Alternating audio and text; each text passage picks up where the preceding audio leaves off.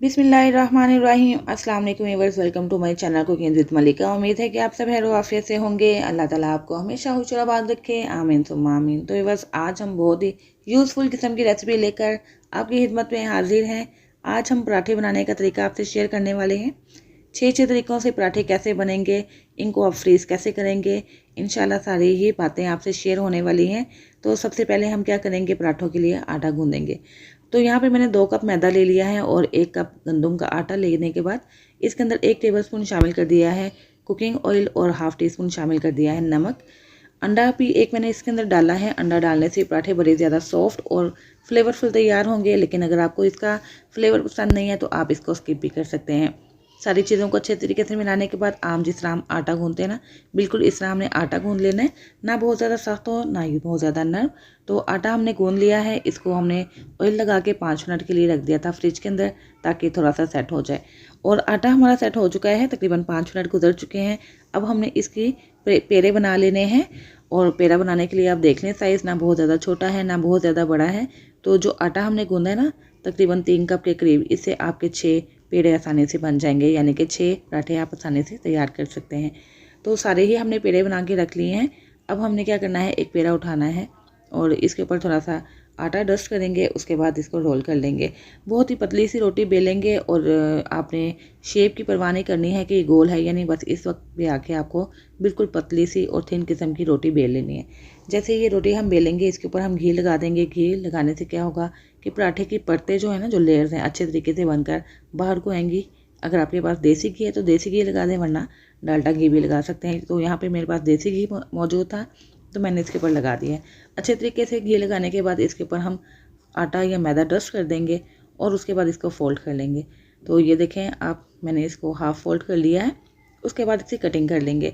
हो सकता है कि ये तरीका आपने पहले ना देखा हो या पहले ट्राई ना किया हो। इस तरीके से बहुत ही ज़्यादा लच्छेदार पराठा तैयार होता है और बहुत ही जल्दी तैयार हो जाता है। तो ये देखें, मैं इस तरह इसके कट लगा रही हूँ। पतले या मोटे जिस तरह के कट आप लगाना चाहते हैं लगा सकते हैं। जितने बारीक कट लगाएंगे ना, उतने ही ज़्यादा लेयर्स इसकी बनकर आएंगी। तो इस रोटी को हम दोबारा से खोल लेंगे। ये देखें, आसानी से खुल जाएगी क्योंकि इसके ऊपर घी लगाया हुआ है। तो ये सारी परतें आसानी से खुल गई हैं। अब हम इसको फोल्ड कर लेंगे। ये देखिए, फोल्ड करने का तरीका कि इन सारे ही लेयर्स को हम इकट्ठा कर लेते हैं, बिल्कुल हल्के हाथों से। बहुत ज़्यादा आपने यानी कि हार्ड हाथ यूज़ नहीं करने हैं। उसके बाद हमने एक साइड से लेकर इसको फोल्ड कर लेना है। जैसे ही एक साइड फोल्ड हो जाएगी तो इसी तरह दूसरी साइड से भी हमने अपोजिट साइड लेकर इसको फोल्ड कर लेना है। इस तरह क्या होगा कि ये 2 किस्म की पार्ट्स बन जाएंगे और इस तरह ये ज़्यादा से ज़्यादा इसके लेयर्स बन जाएंगे। तो हमने दोनों ही पेड़ों को, दोनों पार्ट्स को आपस में मिला दिए और ये देखें, इस तरह फोल्डिंग करने से बहुत ही ज़्यादा लच्छे बनते हैं, बहुत ही ज़्यादा लेयर्स बन जाती हैं पराठे की। तो इसको हम थोड़ा सा डस्ट लगाएंगे आटे का, यानी कि मैदे से इसको थोड़ा सा स्प्रेड करने के बाद इसको हल्का सा बेल लेंगे। बहुत ज़्यादा आपने हार्ड हाथों से नहीं बेलना है, ताकि इसकी लेयर्स जो है ना अंदर ही, आटे के अंदर ही ना मिक्स ना हो जाए। तो इसको हमें बेलने के बाद थोड़ा सा अपने पराठे को मोटे ही रखना है।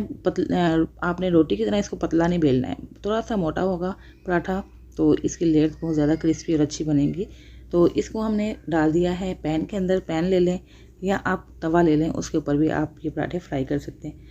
तो एक पराठा हम आपको फ्राई करके दिखाएंगे, ताकि हम आपको इसकी लेयर्स चेक करा सकें और बाकी जो पराठे हैं इसको किस तरह इसके लच्छे बनाने हैं उसका तरीका भी साथ साथ आपसे शेयर करेंगे और इसको फ्रीज़ करने का तरीका भी आपको बताएंगे। तो उसी तरह हमने रोटी को दोबारा से बेल लिया है।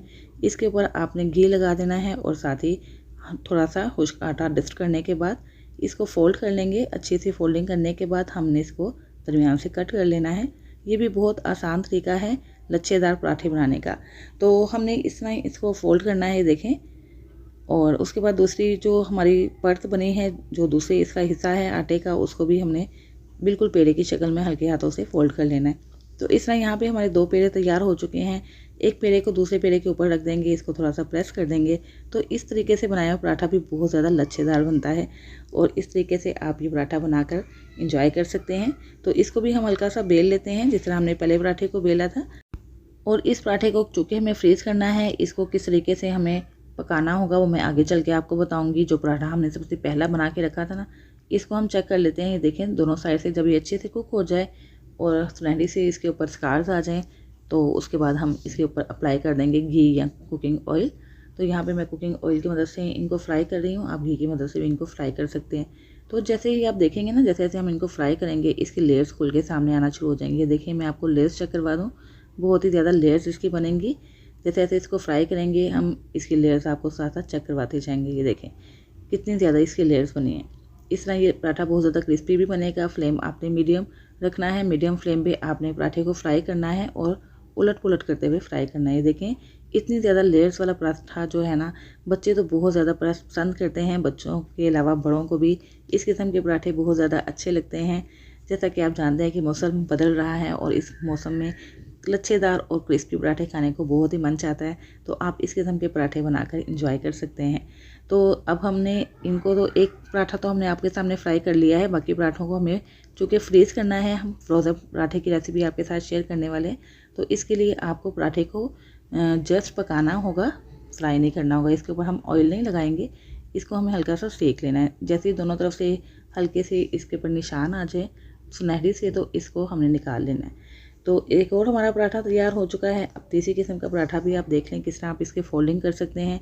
ये देखें जैसे पंखे की शक्ल में पंखा बनाते हैं ना, कागज़ का बचपन में बनाते थे, उस तरह का पंखे की शक्ल में आपने इस रोटी को बेल लेना है। इसके ऊपर घी और साथ ही मैदा हमने डस्ट किया था। उसके बाद हम इसको पेड़े की शक्ल में रोल बना लेंगे और आखिर में आके जो हमारा थोड़ा सा आटा बचेगा ना, इसको स्ट्रेच कर लेंगे, फैला लेंगे, इसके ऊपर ये सारा पेड़ा रख देंगे। तो नीचे से देखें इसकी शेप कितने फूल जैसी प्यारी सी बनी है और ऊपर से इसके लेयर्स चेक करें कितने अच्छे से इसके लेयर्स बन चुकी हैं। तो इस तरीके से भी आप लच्छेदार पराठा फोल्ड करके तैयार कर सकते हैं। तो बस इसको भी उसी प्रेस के साथ हल्का सा प्रेस करेंगे और साथ ही मैदा डस्ट करके इसको रोल कर लेंगे और इसको भी पराठा की शेप में ले आएंगे। और इसको भी चूँकि हमें फ्रीज़ करना है, तो इसलिए इसको भी आप फ्राई नहीं करेंगे, हल्का सा पकाएंगे दोनों साइड से और उसके बाद इसको भी रख देंगे एक साइड पे। और जब तक ये पराठा तैयार होता है, ये देखें एक और हमारी पराठे की जो रोटी है वो तैयार हो चुकी है, इसको भी हम रखते हैं। और आप अगली लेयर चेक कर लें कि पराठे की आप दूसरी लेयर कैसे तैयार कर पाएंगे। तो रोटी को बेलना है, उसके बाद उसके ऊपर मैदा डस्ट करना है, उसके बाद इसके हाफ कट लगाने के बाद इसकी सारी लेयर्स को ऊपर तले रखते हुए इसकी लेयर्स बना देनी है। और एक जो लेयर रह गई ना, इसको फोल्ड करते हुए बाकी सारी लेयर्स के साथ इसको हमें मिला देना होगा। ये देखिए सारी लेयर्स को मिलाने के बाद इसको हम ऊपर से भी थोड़ा सा प्रेस करते जाएंगे और साथ साथ राउंड शेप देते जाएंगे। और उसके बाद उसकी आखिरी वाली जो कोना होगा उसको बिल्कुल अंदर तक प्रेस कर देंगे फिंगर की मदद से। और इस तरह बनाया हुआ पराठा भी आसानी से बन जाता है, जल्दी बन जाता है और बहुत ज़्यादा लेयर्स आती हैं। तो बस आपको मेरे ये सारे तरीके कैसे लग रहे हैं ज़रूर मुझे बताइएगा। अगर आपको मेरे ये सारे पराठे बनाने के फोल्डिंग करने के तरीके अच्छे लग रहे हैं तो प्लीज़ इसकी वीडियो को लाइक और शेयर करना मत भूलिएगा। और अगर आप मेरे चैनल पर नए हैं तो चैनल सब्सक्राइब करके बेल आइकन प्रेस कर दीजिएगा, ताकि हर नई आने वाली वीडियो की नोटिफिकेशन आप तक फ़ौरन से पहुंच सके, जो बिल्कुल फ्री है। तो अब आप अगली किस्म का पराठा भी देख लें, इसको हमें कैसे फोल्ड करना है। रोटी को बेलने के बाद इसके ऊपर घी लगाएंगे, इसके बाद हम मैदा डस्ट करेंगे, उसके बाद इसकी 4 लेयर्स काट लेंगे। इन चारों लेयर्स को हमने ऊपर नीचे रखना है और उसके बाद इनको फोल्ड कर लेना है। फोल्ड करने के बाद भी आप देखेंगे कि इसकी बहुत ज़्यादा लेयर्स बनेंगी।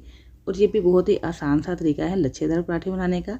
अमूमन क्या होता है कि सुबह नाश्ते के वक्त टाइम बहुत ज़्यादा कम होता है, तो ये कुछ तरीके मैंने आपसे इसलिए शेयर किए हैं ताकि आप आसानी के साथ जो भी तरीका आपको अच्छा लगे आप बनाकर इन पराठों को फटाफट से बच्चों को दे सकते हैं। या इनको फ्रीज़ करके रखेंगे तो आपके लिए सुबह के लिए बहुत ज़्यादा आसानी रह जाएगी।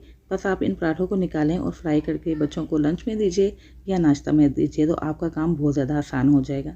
तो यहाँ पे बस एक और आप तरीका चेक कीजिए पराठा की फोल्डिंग का। ये देखें बिल्कुल उसी तरीके के साथ हमने रोटी को पहले बेल लिया है, उसके बाद उसके ऊपर घी और मैदा डस्ट किया है, उसके बाद इसको फोल्ड करेंगे और उसके बाद इसके हमने 6 से 7 पीसीस कट कर लेने हैं। पीसीस कट करने के बाद एक एक पीस को उठाते जाएं, इसको आप प्रेस करते जाएं और इस तरह इसकी एक पेड़े की शेप ले आएँ। इस तरह बनाया हुआ पराठा भी बहुत ज़्यादा लच्छेदार पराठा तैयार होगा। ये देखिए कितनी ढेर सारी लेयर्स इसकी तैयार हो चुकी हैं। इसको हल्का सा प्रेस कीजिए, स्ट्रेच कीजिए, हल्का सा इसको आप रोल कर लीजिए और उसके बाद इसको भी हल्की सी रोटी की शक्ल में आपने बेलने के बाद पका लेना है। और इस तरह हमारे 6 पराठे तैयार हो चुके हैं। 6 तरीके मैंने आपसे शेयर किए हैं। एक पराठा मैंने आपको फ्राई करके दिखाया है और बाकी ये 5 पराठे हम आपके सामने फ्रीज़ करेंगे रात भर के लिए और सुबह इसको दोबारा से निकाल के आपको फ्राई करके भी दिखाएंगे कि ये पराठे बिल्कुल फ्रेश जैसे तैयार होंगे, बिल्कुल भी बासी हम बिल्कुल ऐसे नहीं लगेगा कि आपने इनको रखकर तो पकाया है या फ्राई किया है। तो इनको फ्रीज़ करने का तरीका ये है कि आप ले लीजिए बटर पेपर, इसकी कटिंग करने के बाद एक एक पराठा ऊपर रखते जाएं और ऊपर ये बटर पेपर की लेयर लगा दें। और इस तरह ये सारे पराठे आपने सेव कर लेने हैं किसी भी शॉपिंग बैग के अंदर, या आपके पास जिप लॉक बैग है तो उसके अंदर आप डाल दीजिए और इसको अच्छे से इसकी एयर निकाल के इसको फोल्ड कर लीजिए। और यहाँ पे मैंने एक आम से बैग में इसको डाल दिया है। इसकी सारी एयर निकालने के बाद इसको एक और शॉपिंग बैग में डाल दें, इसको लॉक कर लें और इसकी सारी एयर निकाल दें और इसको फ्रीज़ कर लें। तो इन पराठों को हम रात भर के लिए फ्रीज़ करते हैं और सुबह मैं आपको दिखाऊंगी दोबारा से कि ये पराठे फ्रीज़ होने के बाद भी बिल्कुल हार्ड नहीं हुए, सॉफ्ट ही रहें। तो ये देखिए एक रात गुजर चुकी है, अब सुबह के वक्त मैं आपको ये दिखाती हूँ। ये काम बहुत ज़्यादा आसान हो जाता है कि जब आप बच्चों को पराठे बनाकर देना चाहते हैं तो रात के वक्त आप इस तरह ये काम सारा कर लें, तो सुबह के वक्त आपका काम बहुत ज़्यादा ईजी और आसान हो जाएगा। आप बच्चों को लंच में भी कोई भी किसी किस्म का रोल या रैप बनाकर दे सकते हैं जब आप ये पराठे बनाकर रखेंगे तो। ये बहुत ही सॉफ्ट से पराठे हैं। अब हम इनको फ्राई करते हैं, आपको दिखाते हैं कि ये बिल्कुल फ्रेश जैसे तैयार होंगे। तो व्यूअर्स आप भी ये सारे पराठे इसी तरीके से तैयार कीजिए। और मैंने आपसे 6 तरीके शेयर किए हैं पराठों को फोल्ड करने के। इनमें से जो भी तरीका आपको आसान लगता है उस तरीके से आप ये पराठे बना सकते हैं। तो ये देखें एक पराठा मैं आपके सामने आपको फ्राई करके दिखाती हूँ। जैसे जैसे हम इसके ऊपर ऑयल लगा रहे हैं, घी लगा रहे हैं, तो इसकी हर लेयर जो है ना अलग अलग से दिखना शुरू हो गई है। देखें कितना क्रिस्पी सा पराठा तैयार हुआ है।